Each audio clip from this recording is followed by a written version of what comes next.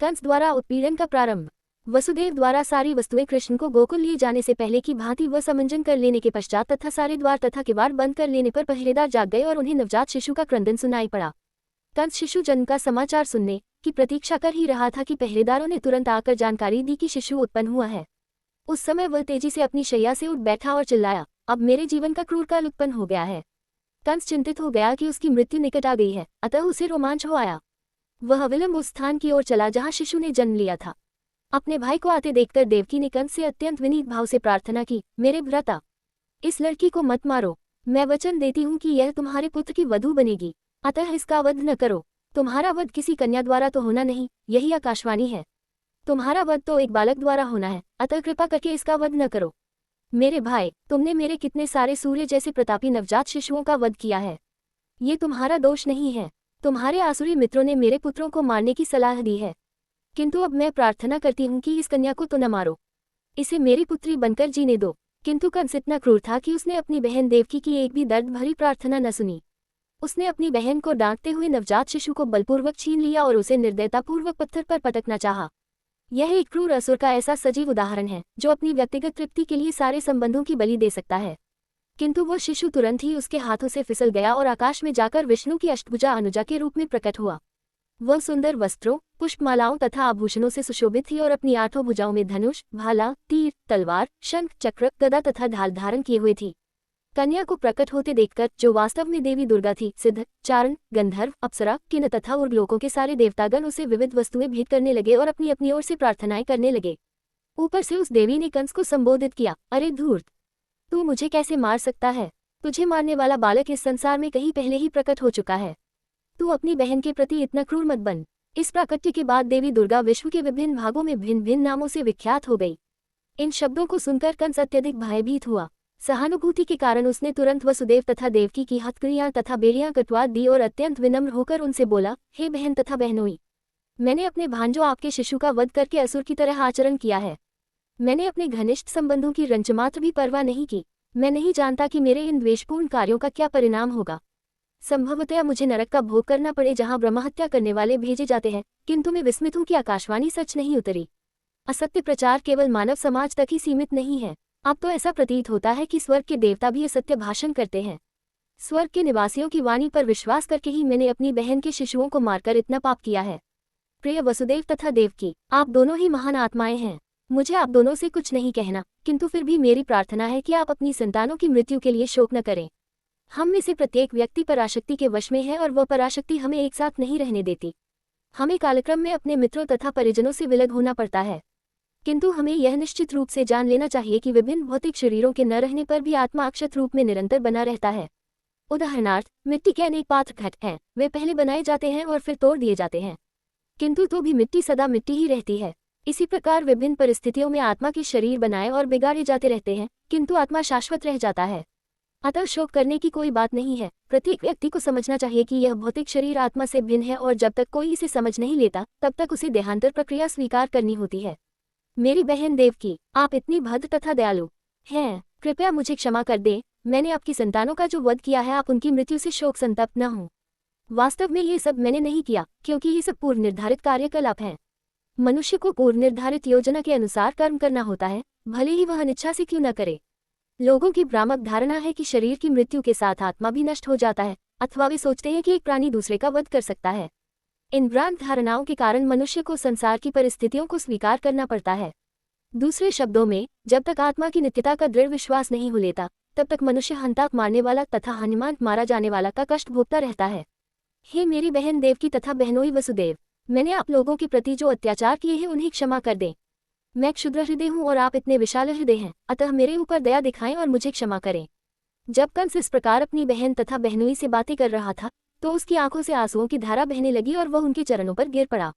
कंस ने जिस दुर्गा देवी को मारने का प्रयत्न किया था, उसी के वचनों पर विश्वास करते हुए उसने अपने बहनोई तथा बहन को तुरंत बंधन मुक्त कर दिया। उसने स्वयं उनकी हथकड़ियां खोल दी और उनके प्रति परिवार के एक सदस्य की भांति वह सहानुभूति दिखाने लगा। जब देवकी ने अपने भाई को इस तरह पश्चाताप करते देखा, तो वे शांत हो गई और अपनी संतानों के प्रति किए गए सारे अत्याचारों को भूल गईं। वसुदेव भी विगत घटनाओं को विस्मरण करते हुए अपने साले से हंसकर बोले, हे भाग्यशाली साले, तुम भौतिक शरीर तथा आत्मा के विषय में जो कुछ कह रहे हो वह बिल्कुल ठीक है। प्रत्येक जीवात्मा जन्म से अज्ञानी है और वह अपने आप को भौतिक शरीर समझ बैठता है। ये जीवात्म बुद्धि अज्ञानजनित है और इसी अज्ञानता के आधार पर हम शत्रुता या मित्रता पैदा करते हैं। शोक, हर्ष, भय, ईर्ष्या, लोभ, मोह तथा उन्माद हमारी देहात्म बुद्धि के विभिन्न पक्ष हैं। इस प्रकार से प्रभावित मनुष्य भौतिक देह के कारण ही शत्रुता में प्रवृत्त होता है। ऐसे कार्यों में लग जाने के कारण हम भगवान से अपना शाश्वत संबंध भूल जाते हैं। वसुदेव ने कंस की उदारता का लाभ उठाकर उसे बताया कि उसके नास्तिक कार्यकलाप भी इसी देहात्म बुद्धि से जन्य हैं। जब वसुदेव ने कंस से इस प्रकार ज्ञानप्रद बातें की तो वह अत्यधिक प्रसन्न हुआ और इसे उसे अपने भांजों को मारने की अपराध भावना कुछ कम हुई। अपनी बहन देवकी तथा बहनोई वसुदेव से आज्ञा लेकर वह शांतचित्त अपने घर लौट आया। किंतु दूसरे ही दिन कंस ने सारे मंत्रियों को बुलाकर उनसे विगत रात्रि में जो कुछ घटा था कह सुनाया।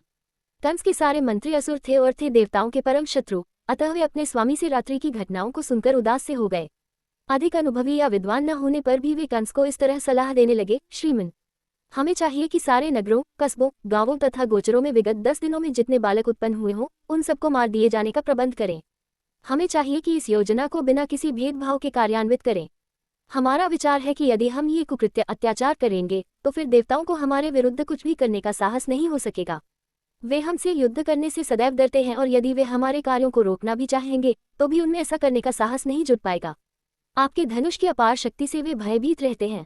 निस्संदेह हमें इसका अनुभव है कि जब जब युद्ध के लिए सन्नद्ध होकर आपने उन पर बाणों की वर्षा की है तब तब वे अपने प्राणों की रक्षा करने के लिए चारों दिशाओं में भागे भागे फिरे हैं। अनेक देवता आपसे युद्ध करने में असमर्थ रहे हैं और उन्होंने तुरंत ही अपनी पगड़ी उतार कर तथा अपने बालों की ग्रंथियां खोलकर आपकी शरण ग्रहण की है और हाथ जोड़कर अपने प्राणों की भिक्षा मांगते हुए कहा है, हे स्वामी, हम आपके पराक्रम से भयभीत हैं, आप हमें इस घातक युद्ध से उबारिए।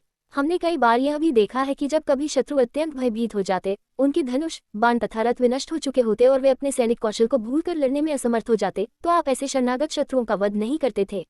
अतः वस्तुतः हमें इन देवताओं से भयभीत नहीं होना चाहिए। इन लोगों को शांतिकाल में युद्धभूमि से बाहर रहकर महान योद्धा होने का अत्यंत गर्व है, किंतु वास्तव में वे युद्धभूमि में कोई कौशल या सैनिक शक्ति प्रदर्शित नहीं कर सकते।